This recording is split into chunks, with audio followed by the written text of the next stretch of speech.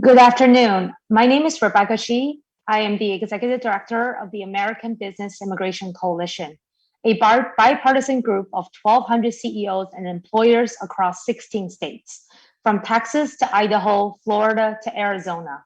Our goal is federal immigration reform that grows the economy, spur job creation, and keep families together. We are thrilled to have Senator Bob Menendez today to discuss the ongoing efforts to include immigration reform in the budget reconciliation. Senator Menendez is joined by former Congressman Luis Gutierrez. I became involved in immigration because my mother was undocumented with the final order of deportations for 19 years. I grew up in Millburn, New Jersey.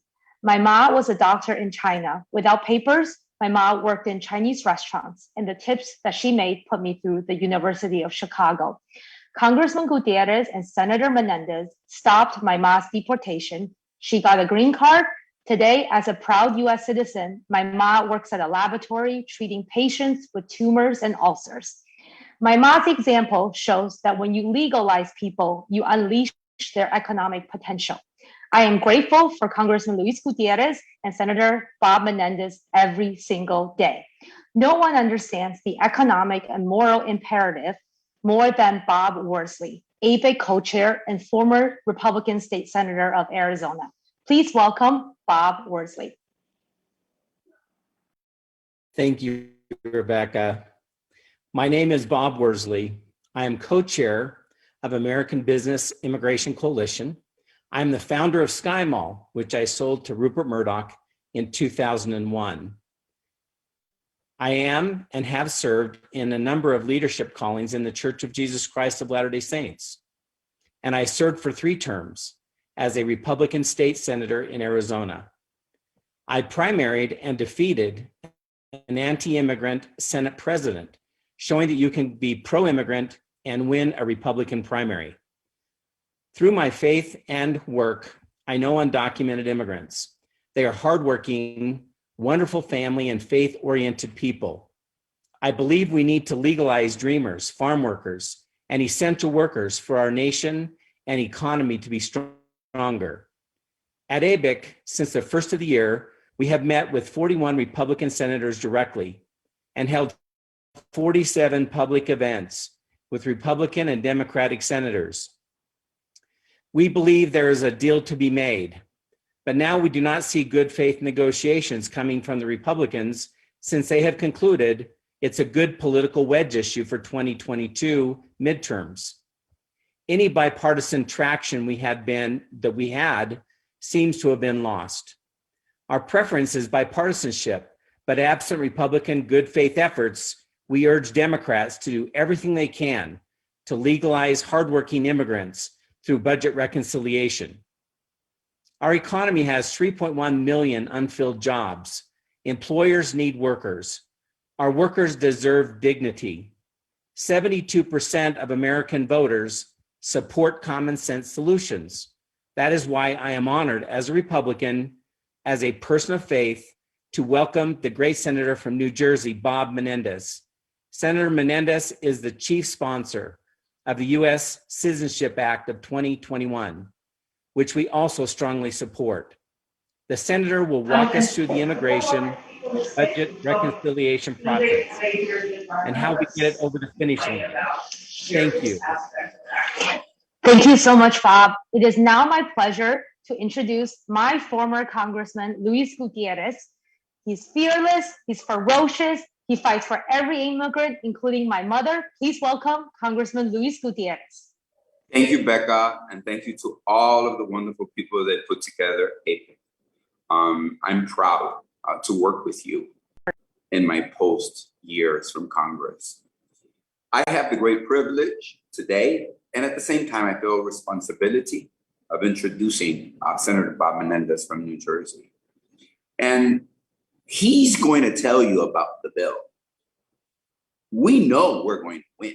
We know the American people are with us. To me, this is really a political equation.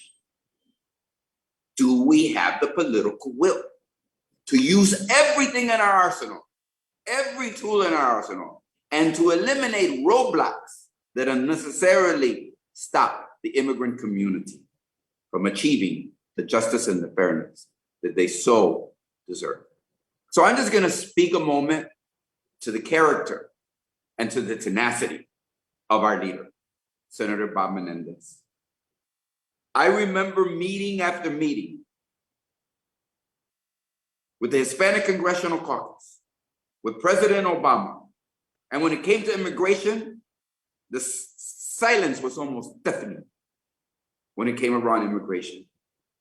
But Senator Bob Menendez always raised his voice each and every time he sat across the table from President Obama, insisting that he keep his promise to do everything he can and could to make sure. That's Democrat on Democrat. Well, I saw colleagues of mine wishing to get their favorite baseball signed by the president. The only thing Bob Menendez wanted signed by this President Obama was comprehensive immigration reform. I saw that each and every day. It is not easy to stand up to the president and the leader of your party, but he did, and he always has. And secondly, because I want to speak to the character and tenacity. Many times, many of you might not know, Obama would get a little testy with us. And I remember one occasion in which someone brought something up and he said, "You guys are always asking me for something." And without hesitation, Senator Bob Menendez said, "The only thing I've ever asked you for, Mr. President, is you keep your word and get us comprehensive immigration reform."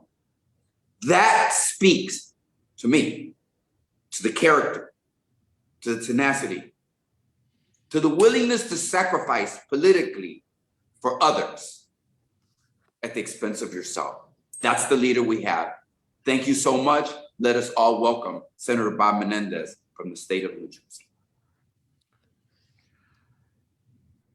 Well, thank you, Luis, for those kind words. Buenos días a todos. In this fight for a fair and just immigration system, you and I are more than allies. We are brothers, and brothers who shared a dream and have never once given up on it, a dream that I feel we may be closer to ever before, possibly realizing it today. So we thank you for your continued efforts and for your passion. Let me thank Rebecca Shee and the American Business Immigration Coalition for once again bringing us together. I appreciated the words of Mr. Worsley, as well as all the leaders and advocacy groups who have joined us.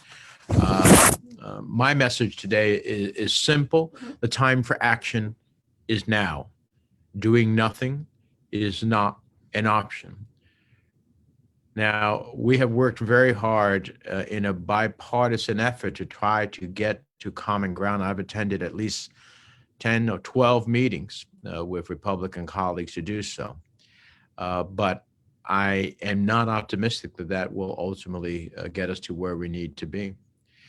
Reconciliation, the budget process that is known as reconciliation, offers us an opportunity, if that fails, to secure citizenship for dreamers, for TPS holders, for farm workers, and essential workers who kept our economy afloat and our lives safer throughout this pandemic. And we cannot let the opportunity to do right by them and the nation pass us by.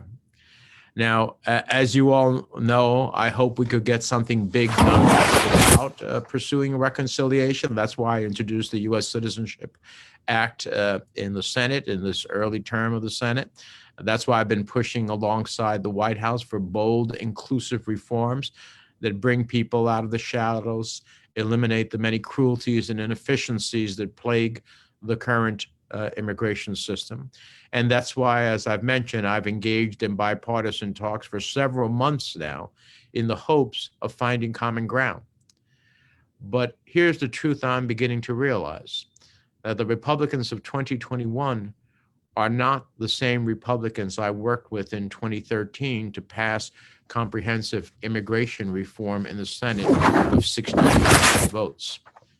These days, most of my colleagues on the other side of the aisle are more interested in punishing immigrants than they are in recognizing their incredible contributions to this country.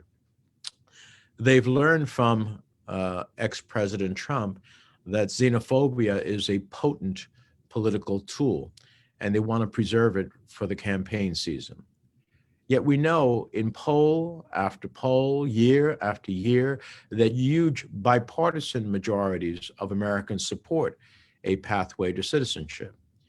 And we also know that bringing people out of the shadows will have a profoundly positive impact on our economy to the benefit of all Americans.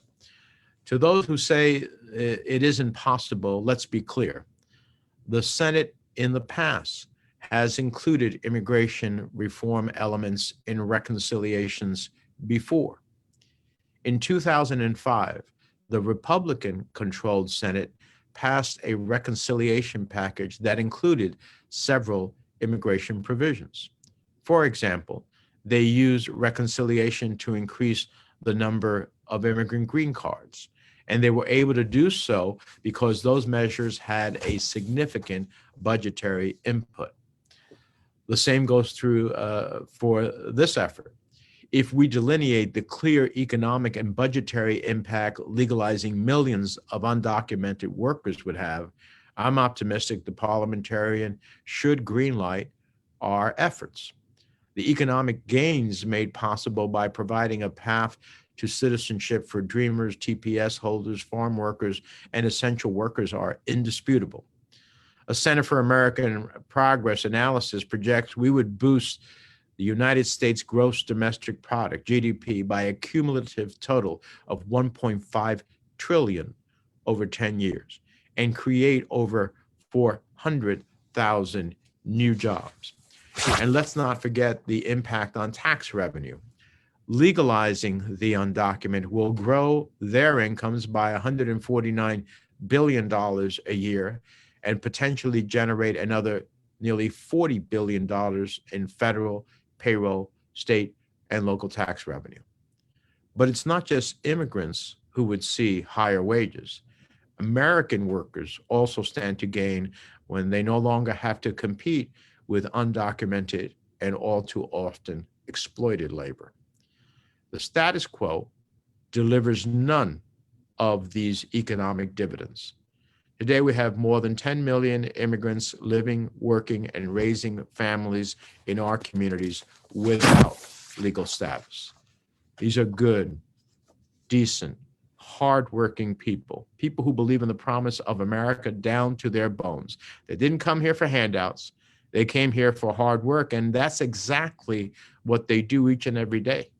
They work hard. Ellos trabajan bien duro por la oportunidad de lograr el sueño americano para ellos y sus familias.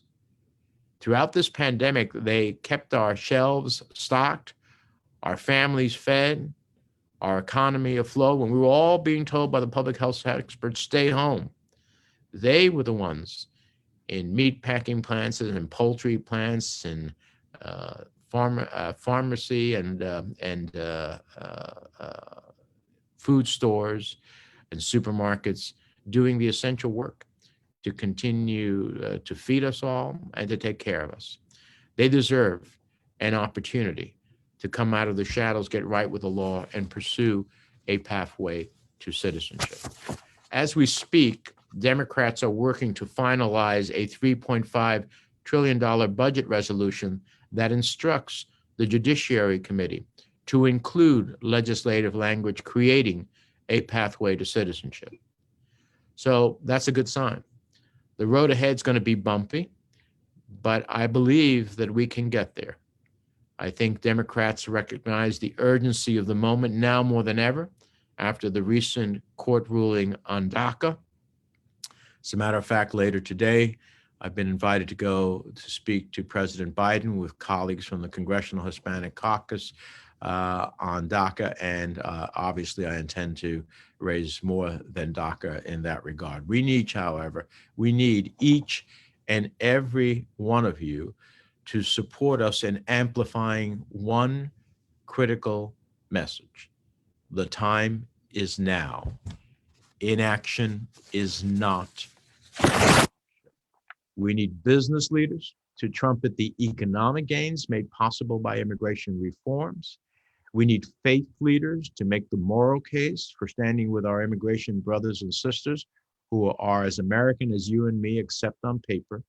We need advocacy groups and members of the undocumented community to continue telling your stories. These next several weeks are critical. As the Senate works out the details of the immigration provisions, rest assured I'll continue to use the power of my voice to urge our caucus leaders not to let this opportunity go by. We said we would use any and every legislative vehicle to bring relief to the undocumented, and now it's time to back up those words with actions. And make no mistake, we're going to fight for our dreamers, TPS holders. We'll fight for farm workers and meat packers. We'll fight for our healthcare workers and essential workers, our loved ones, our friends, and our neighbors. This is our moment. And together, we have to fight to seize it. Thank you.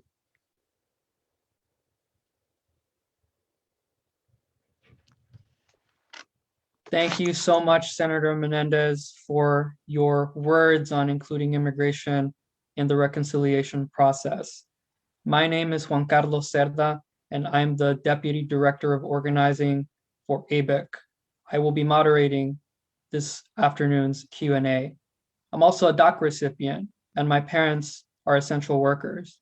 My grandfather first came to Texas to pick crops. Our co-sponsors for this event will ask questions in groups of 5. Sarah Menendez, you will answer each group once the group of 5 presents their questions. I'm going to ask all of the participants in the Q&A to please keep their question brief to be respectful of the senator's time. Our first group will be Michael Hill, Associate Director of Government Relations for the U.S. Conference of Catholic Bishops, Murad Awade, Executive Director for the New York Immigration Coalition, Josh Bernstein, Director of Immigration for SEIU, Jeremy Robbins, Executive Director for the New American Economy, and Abide Mousavian, Director of Federal Advocacy for the National Immigration Law Center. Our first question is from Michael Hill. Michael, you can go ahead and ask your question. Thank you very much. And thank you, Senator, for all the work you've done over the years on behalf of migrants and refugees. The bishops deeply appreciate it. It is truly God's work. I wanted to ask a question about other provisions that could find their way into a reconciliation bill. We're concerned about overly harsh enforcement provisions or provisions that would roll back protections in existing law for unaccompanied children or asylum seekers. Can you tell me what is being done to ensure that provisions like that don't creep into a bill and make it a very difficult choice for senators and representatives? Thank you, Michael. Our next question is from Murad Awade. Thanks, Juan, and thank you, Senator Menendez, for being with us today. How can statewide organizations like the NYIC work with you and our own Senator Majority Leader Chuck Schumer to ensure that the budget reconciliation package captures as many immigrants as possible? Thank you. Thank you, Murad. Our next question is from Joshua Bernstein of SEIU. Thanks, Juan Carlos and ABIC, for organizing this event. And thank you, Senator Menendez, for joining and for your tireless commitment to immigrants and to our country for so many decades. We're extremely excited about the possibility of something really special happening finally in the next few months. It's tantalizingly close and amazing to think about. Can you share any advice you may have about what you think we should be doing to get it across the finish line, and things that we may not have thought of, or things maybe that we should be doing more of? Thank you, Josh. Our next question is from Jeremy Robbins. Thank you, Juan Carlos, and thank you, Senator, for all your leadership. My question is about this moment. This is our moment. We are all in trying to get something on reconciliation. If we can't, can you talk a little bit about the path forward? How do we get something across the finish line this year if reconciliation, for whatever reason, isn't an option? Thank you, Jeremy. And then our A final question for this group is Abigail Musavian, and then you can respond, Senator. Thank you so much. Thanks to our friends at ABIC for organizing this, and to you, Senator Menendez, for your years of relentless leadership on behalf of immigrant communities. We're so grateful for this opportunity to be with you. And my question is, echoing the excitement and optimism that we have about something finally happening in Congress, recognizing the fact that millions of essential workers have cared for us long before, and also during these hard months, many months during the COVID-19 pandemic. What are you doing to ensure that your colleagues, that your Democratic colleagues are committed to including legalization for a broad category of essential workers as part of the reconciliation package? Thank you. Okay, well, they're all great questions, and I have a vote going on the Senate, so I will try to be responsive, but I'll have to truncate some of my answers. On Mr. Hill's question on behalf of the Catholic bishops, look, we are looking to expand the scope of opportunity to include the greatest number of people. We are not looking to close the door on asylum seekers or unaccompanied children and other such provisions. In a negotiation with our Republican colleagues, the focus of the conversation has been all about the border, and it is about changing asylum laws in a way that I think would undermine our historical commitment to asylum. And that's one of the reasons we have not been able to move forward on a broader package with them. So if it comes to reconciliation, we are not going to take steps that move us backwards at the end of the day. We are looking to take steps that move us forward. So I do not want to see provisions that take one group and ultimately do it at the cost of another. In terms of what we can do, I know that the question on what can the coalition do, and also the SEIU. Look, I think I always am fond of the remarks that Adlai Stevenson, a former great United States Senator, used to make. He used to say, "When I get the heat at home, I see the light in Washington." We need to generate continuous heat at home so that there will be light here in Washington. I also, what that means is that every member who you have access to in the United States Senate, having them not only be supportive, but voicing their support, both in the general public as well as in the Senate, and to the majority leader's attention, emboldens the process of reconciliation. I also think it's important to do as it relates to the White House, to make sure that the administration is also equally as focused as it designs its grand plans for the American families, that it understands that American families include immigrant families, and that without immigration reform, that American family plan falls short. In terms of, so I would just say that to Josh and to Murad, those are the things that I would be focused on, and also, in the public forum, raising the questions as well. And I would love to see business leaders be far more vocal in terms of the desire to see immigration reform be passed. Jeremy, if we don't have reconciliation, I'm not sure that there's a pathway forward, because we started this whole process with a series. We had 10 to 12, and I mean not just brief meetings, significant meetings, trying to plow through what would be possible with our Republican colleagues. And to be honest with you, even as we were speaking to them, I never counted to 10, which is the minimum we would need to see 10 Republican colleagues at the same time, even talking about the same thing. So, Senator, I'm sorry to interrupt. I don't think we can have, if we don't have reconciliation, then I don't think we find a pathway forward. We know that your time here is limited, so we'll bring up the second group of questions, okay, so that you can address those before you go. Yep. Our next group is Elisa Salinas, a member of CASA. Areli Arteaga, Deputy Director, Political Director for the United Farm Workers, William Diaz, founder of Casa de Venezuela, Father Cleet Kiley, Senior Advisor for Immigration Policy for Unite Here, and Miriam Feldblum, Executive Director for the President's Alliance for Higher Education and Immigration. Our first question is from Elisa Salinas. Elisa, you can go ahead. Oh, hi.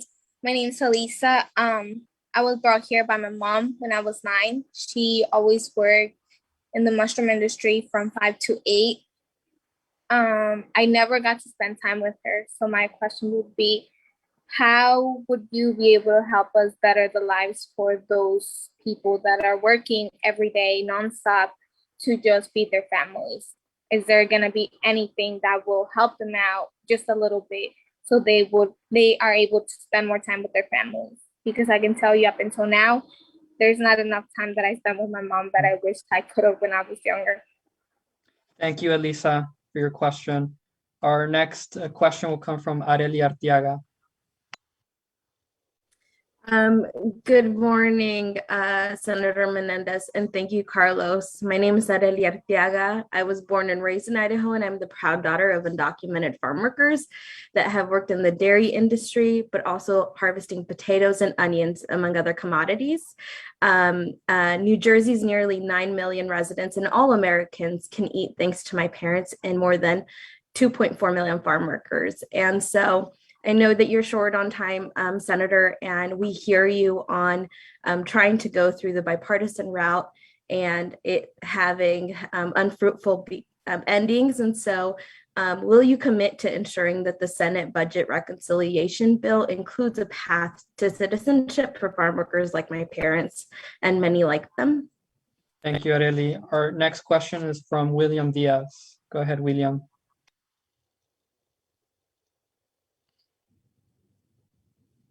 William, if you can turn your camera on, please. Okay, oops. Okay. Yes. Okay, thank you, Juan Carlos. And thanks, Senator Menendez. Thanks, my friend, Representative Luis Gutierrez for being with us. I helped deliver a little bit over 10,000 votes from Central Florida Venezuelans to Senator Rick Scott. Now, Senator Scott and Senator Rubio, one even co-sponsored the Secure Act. How can we get the Secure Act passed without Republican support? And what else can we do to help obtain permanent residence for our TPS holders? Thank you, William. Our next question is from Father Cleet Kiley. Go ahead, Father. Yes, thank you to ABIC and thank you, Senator, for being part of this today. I represent Unite Here, the Hotel and Restaurant Workers Union on this call, and we're in a coalition with the Painters Union, Laborers, United Food and Commercial Workers, Teamsters, Iron Workers, Bricklayers, and we have a particular focus on TPS holders. And the concern we have is to make sure that somehow TPS falls out of the reconciliation. Can you advise us whatever we can do, or our employers also for whom these TPS workers are in relationship? Thank you, Father. I'm sorry, we have to cut it short. I'm so sorry, Father. Last question is Miriam Feldblum. If you can keep your question brief, please. Thank you so much for your leadership, Senator Menendez. We in higher education are so grateful for your work supporting immigrant and international students. Presidents and chancellors in their campuses are eager to support Dreamers and DACA recipients. How can higher education leaders and campuses help to ensure that legalization for these students and alumni is included in the final reconciliation package? Whom should we contact in the Senate? Thank you. Thank you. All right, well, let me try to take these and then I'm gonna have to jump off to go vote. First of all, to the young lady who asked about how can we be helpful to help her mother spend more time with her. If in fact legalization would take place as we envision it, her economic opportunity would be far better. The number of hours she would probably have to work would be far less. And the benefits that we have under the law would be spread more widely so that individuals like her could actually spend more time with you. So it's another compelling reason for reform. Two of you asked about TPS in general terms.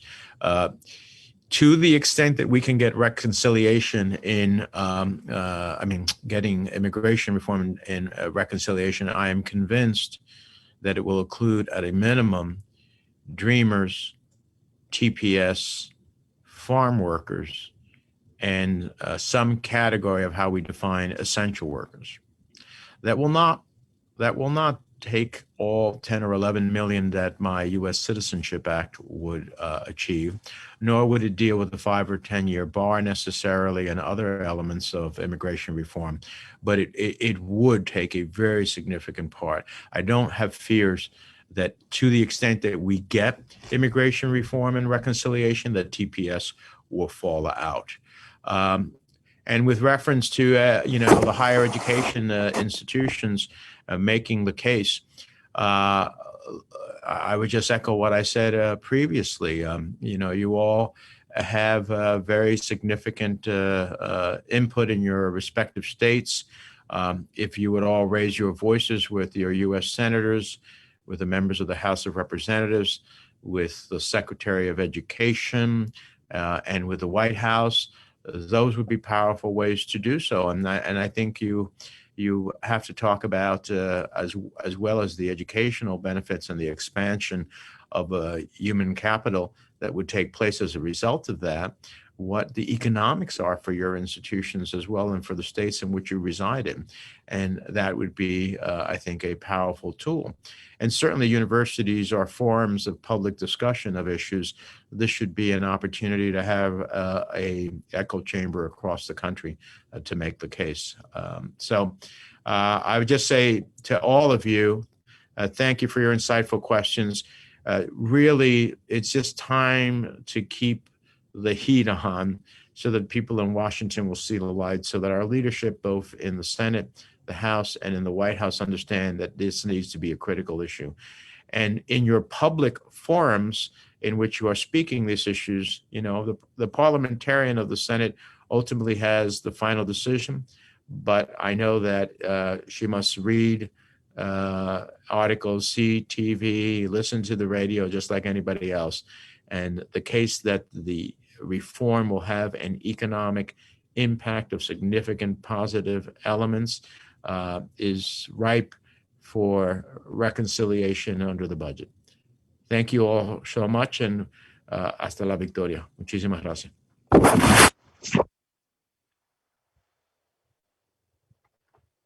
Thank you so much, Senator Menendez, for spending time with us. And thank you to all of our event co-sponsors for posing their questions to the senator. It is now my pleasure to introduce Al Cardenas, the former chairman of the Florida Republican Party and our ABIC co-chair, to conclude our event. So I will ask Al to please turn on his camera. Thank you. Thank you. Thank you, Juan Carlos. Thanks to everyone. Well, you've listened what we've had to say. Let me add the sense of urgency that I think all of you need to hear. We've been dealing seriously with this next wave of immigration reform since President Bush made a proposal in 2006. We had a brief sense of optimism when we had a bipartisan bill in the Senate 7 or maybe 10 years ago. And most of the senators who supported that bipartisan bill have since dropped out of that concept. And so here we are. What creates a sense of urgency is that the Supreme Court, by a 5-4 vote a few weeks ago, took a different position regarding DACA. That means that if you're a DACA qualified person, you will no longer be allowed to apply for getting work permits, things of that nature. The future of DACA people covered by those executive orders is highly in question at this point. And don't you doubt that more lawsuits will follow to clarify that in ways that would hurt. Right now, we have had on the books in the Senate 2 separate proposals, one for essential workers, one for DACA recipients. and none of the key Republicans have agreed to co-sponsor it. And that applies to my two Republican senators from Florida, Scott and Rubio, perhaps whose state is more impacted than most by this situation. That was the easier way to synchronize this and make sure that we had two bills, set-alone bills, pass the Senate without being worried about anything else. That has not happened, and it's unlikely to happen.